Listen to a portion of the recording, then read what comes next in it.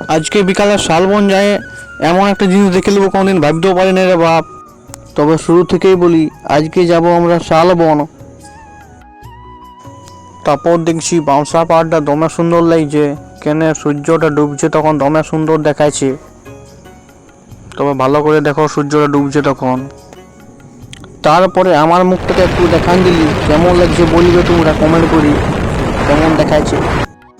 তারপরে আমরা কাঁচরা গ্রাম পৌঁছে গেলি, এখানে পিঠা ছাকা হয়, মেলা বসে, হাতে ছাকে পিঠা। তারপরে আমরা রাস্তার ভিউ দেখতে দেখতে আমরা ঝুড়াবন পৌঁছে গেলি। হ্যাঁ, শালবন। তো চলো দেখাচ্ছি তোমাদেরকেও। আমরা পৌঁছে গেলি শালবন, দেখো কেমন দেখাচ্ছে। আমরা ভালোবাসায় বলি ঝুড়াবন, কাঁচরা ঝুড়াবন বলি আমরা। এখানে আসতে গেলে মনটা একদম শান্তি হয়ে যাবে, পাখির আওয়াজ আর ময়ূরের আওয়াজে। আমরা পাহাড় দেখে দিকে চলে যাচ্ছি ঘর দিকে এবার। বানটার জন্য পাহাড়টা দমে সুন্দর লাগিছে, আর দমে কাশফুলও হয়ে গেছে, ওই জন্য আরো ভালো লাগিছে, দমে সুন্দর লাগছে রোডটা। হ্যাঁ দেখো কাশফুললা।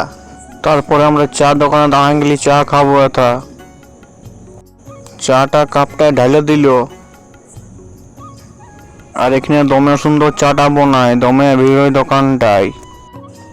তারপর চাটা নিয়ে নিলি, আর একটু একটু করে খাইতে লাগাই দিলি চাটা।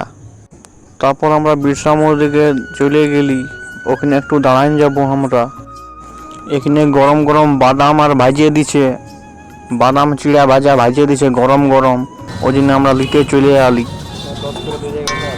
হ্যাঁ দেখো এমনি করে ভাজছে, দেখো গরম গরম খাইতে দমে মজা লাগবে।